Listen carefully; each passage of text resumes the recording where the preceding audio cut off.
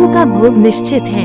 एक सिद्ध आचार्य अपने शिष्यों के साथ तीर्थ यात्रा पर निकले। कुछ देर चलने के बाद वे थकान निकालने बीच घने जंगल में ही रुक गए। इतने में आचार्य को कुछ आवाजें सुनाई दी। ध्यान से सुनने पर आचार्य को समझ आया कि यह कुछ लोगों के रोने की आवाज है। उन्होंने शिष्यों को बोला, बालकों, सुनो, ये आवाजें कहाँ से आ रही हैं? तब शिष्य एक दूसरे का मुंह देखने लगे क्योंकि उन्हें कोई आवाज सुनाई नहीं दे रही थी। फिर भी गुरु के आदेशानुसार उन्होंने थोड़ी दूरी पर आकर देखा। केवल आचार्य को एक गहरे अंधेरे कुएं से कुछ लोगों के रोने की आवाज सुनाई दे रही थी। आचार्य ने कुएं में झांक कर देखा तो उन्हें 5 लोग बहुत ही बुरी दशा में रोते हुए दिखाई दिए, लेकिन शिष्यों को ना आवाज सुनाई दी और ना ही कुछ दिखाई दिया। तब आचार्य ने उन 5 लोगों को मुस्कुराते हुए देखा और पूछा, भाई, किन कर्मों का भोग रहे हो? तब वे पांचों और जोर जोर से रुदन करने लगे। तब आचार्य ने शिष्यों को बताया, यहाँ 5 प्रेत आत्माएं हैं। ये सुनकर शिष्य डर गए। तब आचार्य बोले, बालकों, डरो नहीं, तुम सभी इनसे ज्यादा शक्तिमान हो क्योंकि तुम सब कर्मों से महान हो और ये सभी आज अपनी पिछली करनी का भोग रहे हैं। आज के समय में इनसे दुर्बल कोई नहीं है। तब शिष्य ने पूछा, इन्होंने ऐसा क्या किया है?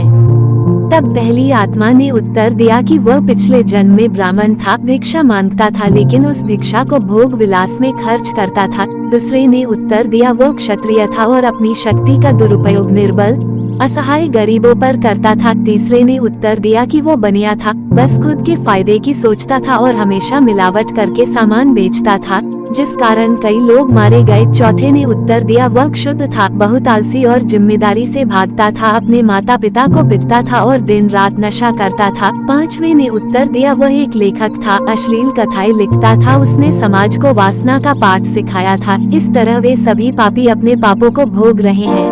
उन्होंने आचार्य से निवेदन किया, आप गुरु हैं, आप दुनिया वालों को समझाएं कि बुराई का रास्ता क्षण की खुशी देता है, लेकिन इसका दंड कई जन्मों तक अंधकार में भोगना पड़ता है।